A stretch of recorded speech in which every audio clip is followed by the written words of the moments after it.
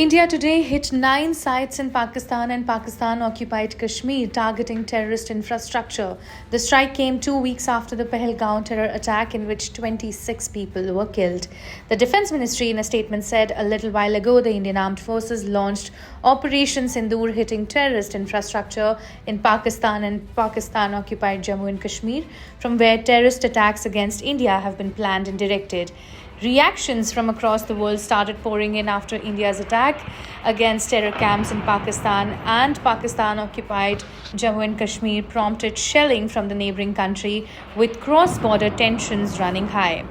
China called for restraint from both India and Pakistan, expressing concern over the escalating tensions following Indian forces' Operation Sindoor against terror camps across the border on early Wednesday morning.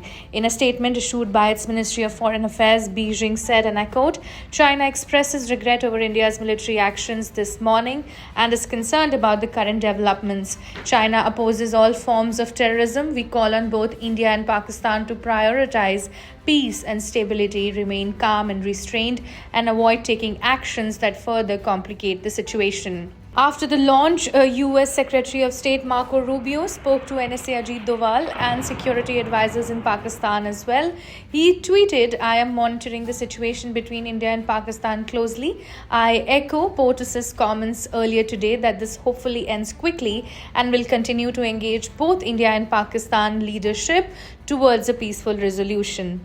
United Nations Secretary General is very concerned about the Indian strikes in Pakistan against terror camps and called for maximum military restraint from both nuclear-armed Asian neighbors, his spokesperson said.